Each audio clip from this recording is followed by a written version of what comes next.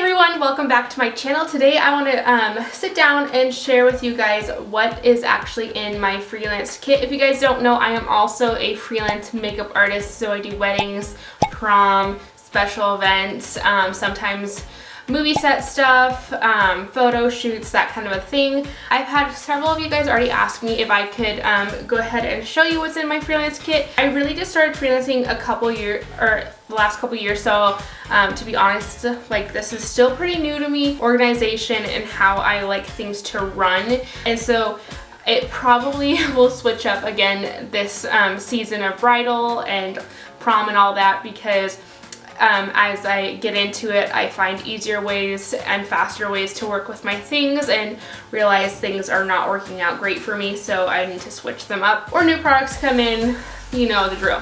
So I'll go ahead and actually show you guys what I kind of started out with. Like I said, I've been only doing this for a few years now, so I am starting off with pretty much the basics of everything and kind of building as I go. So yeah, let's go ahead and just jump right into it. I'll show you guys what I've been using to actually hold my makeup. I actually don't have a freelance bag because, to be honest, it's like a lot of money up front for them if you're getting like a professional one. So I wanted to save some money and put it more into the products that I'm using that I know that are like good, hardy, good makeup.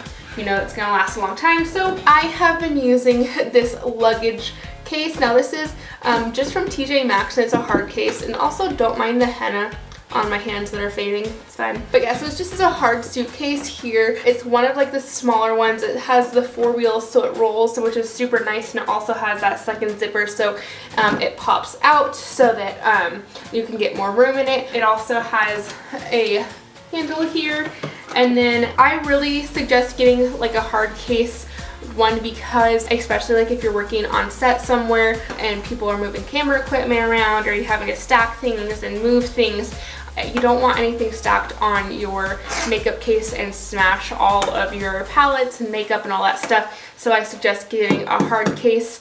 That way it's more durable and hopefully won't smash your stuff. So I really like this, and then I have custom made kind of like my own organization stuff. I do have a second bag that I use that when I am like out on set somewhere and I have to move from my main makeup location to I don't know, it's like somewhere not very far away, and I just need like a handful of items, and I know who I'll be working on and that kind of a thing, so I know what products I need to bring with me for touch-ups or anything like that. So I do have a smaller case for that. Okay, so this is my smaller case. I got this one off of Amazon. I'm pretty sure I'll try and put a link of everything down below. I won't put all the products that are in here down below, because that's just gonna be like a whole ton of them, but this is the one I use if, like I said, if I'm moving from one set to another, but I don't want to bring everything and pack everything up. So this is it here. Okay, so one of the things I always take with me is this binder, and it just all of my clients' information in it, like their contracts that they signed with me, receipts, and then I always make sure I have extra copies of contracts and things like that with me. If someone like is at a wedding and I have extra time and they're like, hey, can you do my makeup too? They need to sign a waiver and like consent fee and that kind of stuff. And so I make sure I always have all that information here, pens, paper, that kind of thing. I also have like a checklist of what if I'm doing a bride, what my bride wants, or prom client, whatever, pictures, ideas that they have, all in this binder, so that I always make sure I have this with me. Okay, so I'm going to try and go through this pretty quickly because I feel like there's a lot of stuff and it's going to be a really long video. And if you want more in-depth showing of everything, I can do that. Like if you want to see like all my highlighters or all what products I use, just go ahead and ask for them down below in the comment section, and I will be sure to film this for you guys.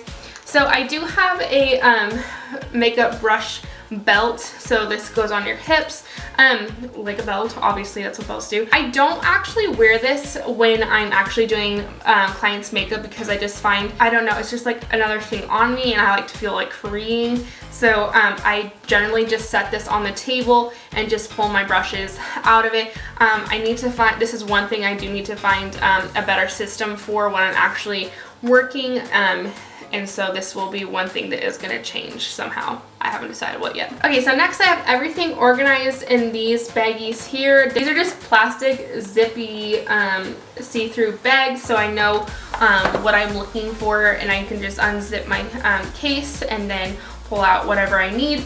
So this is probably like my favorite case. It's like a nice big one, and I'll have everything linked down below. And so it just unzips, and this is like my disposable products and like lashes and that kind of a thing. So like all my prep stuff. I also have like little hair ties and headbands to keep hair out of the way. I have disposable cotton rounds. Another thing I have here is actually a face mask to make sure if I'm sick, I don't want to get the client sick, or if the client itself is sick, then I want to put on the mask so that I'm not going to be getting sick. I also have these are little doggy poopy bags, and I use them for little trash bags, obviously, because I just find these little ones I can just kind of hang on the corner of a table or a chair or whatever and throw all my disposable things away. I have things like scotch tape, hordes and hordes of lashes, some sponges. These are ones that look like haven't been used yet.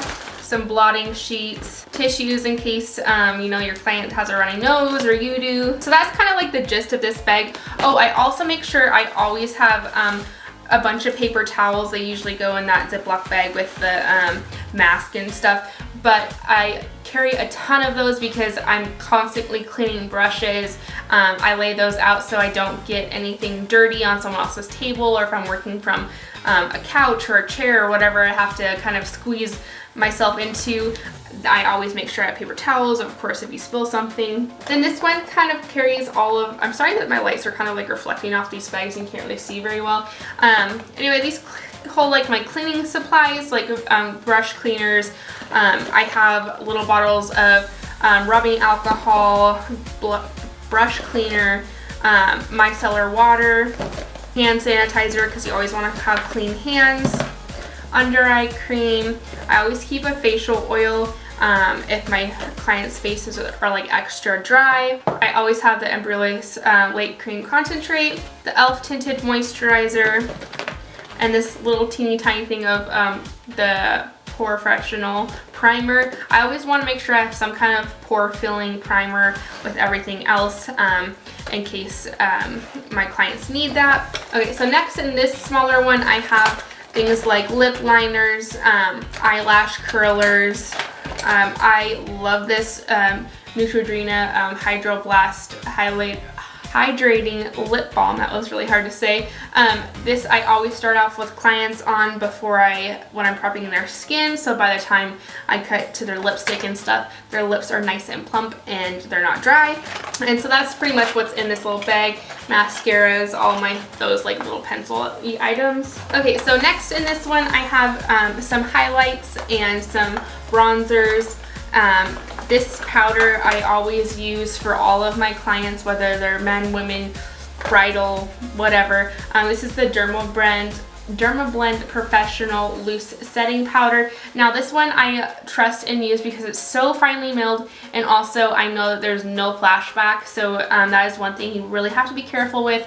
In any of your products, you don't want to have any products that have can flash back in photography and things like that, so you really want to make sure. And also, like what I did is I had a ton of powders, and I just did my makeup, checked them all because I wanted to be 100% sure and not just trust the advertisement. So that's what's in this bag. Okay, so then I have a lipstick palette right here. Now these are ones I cut out myself and melted down. This is another thing that I thought I would really benefit from, but I'm not sure quite yet if I actually like the fact that I depotted all of them or not yet. I was really into depotting for a while, and then I was like, you know, I don't know if I actually like it. It does kind of say down on packaging and room in your kits and stuff, but because I'm always changing things out and coming up with new things, or things are getting old, I don't want to keep just depotting things because I don't know. I'm not quite a fan of it yet, and I really want to be because I like how organized this is, and it has all of the names of the shades and everything on the back of them. but that is one thing that I'm not quite sure if I am a fan of yet or not. So in this container, I have things like Q-tips and disposable mascara wands and lip wands, and then also some disposable sponges. I have two face palettes that I always have with me. The first one here is the RCMA foundation palette. This is the number 11, I believe. This is so nice. This is kind of on the expensive side, so it's a little bit of a purchase, but if you're gonna start off with buying a bunch of foundations, it's so expensive, and these ones you can mix to custom shade. And also it comes with, or you can buy a little oil that goes along with it to thin it out and be different consistencies of foundation. I also use these sometimes for concealers, but this is such a great one, especially if you're starting out, because buying, you know, like 10 different foundations can be over $100, and then this is like $70, I believe. I always also have a brow palette. So this one is from BH Cosmetics. I like this one a lot. I use it all the time, men, women, everything, all the looks. I also have a spatula and I forget what this is called. Oh, it just went right over my head. Spatula and pan thing to mix my foundations on. Oh, I don't know why I can't even think of the name for it at the moment, but you can get these from Amazon. I have the spatula in that little lip liner bag. So this is kind of when my depotting kind of went crazy this last year, and I started off depotting all of my eyeshadows in these giant Morphe palettes. I am not sure, okay, actually I am sure. Personally, I decided I don't like the fact that I depotted all of these, because I am always switching out my makeup, whether it's all bridal, then I don't want to have to take all of my eyeshadows with me, or if it's something like prom and you want a lot of colors, or if you're just working on a movie set and you don't need eyeshadows, or whatever the case is.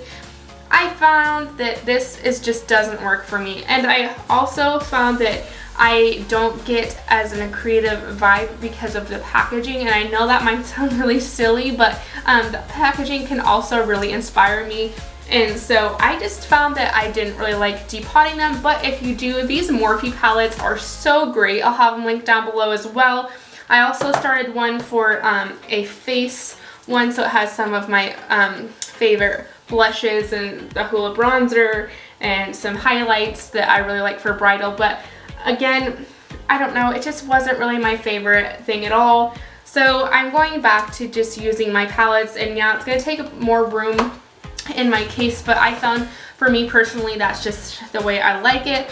But I'll show you guys some of the eyeshadow palettes that I really like, especially for bridal makeup, and that I found are really great. The first one is this Chocolates palette from Profusion. Now, if you haven't checked out Profusion eyeshadows, these are really good, high quality eyeshadows for a very minimal price. Like, I believe they're probably less than $10, I want to say, per palette, maybe $12. I'm not really quite sure anymore. But this is just amazing. It has a lot of those neutral browns and coppers in there, and some, you know, those greens too, but great for bridal. Another one that I recently added to my kit is this Bobbi Brown. Like, and you can see what I mean in packaging. I mean, look at that packaging. It's so cool. And then you open it up and it has like these pretty bridal-y shades. The Toasted Marshmallow, or Toasted Tart palette. I want to say marshmallow because that's just what I think of, but this is the Toasted palette from Tarte. This is a really great one, though it has a lot of those warm browns to it. This other one from Tarte, this is like, I think one of their C ones.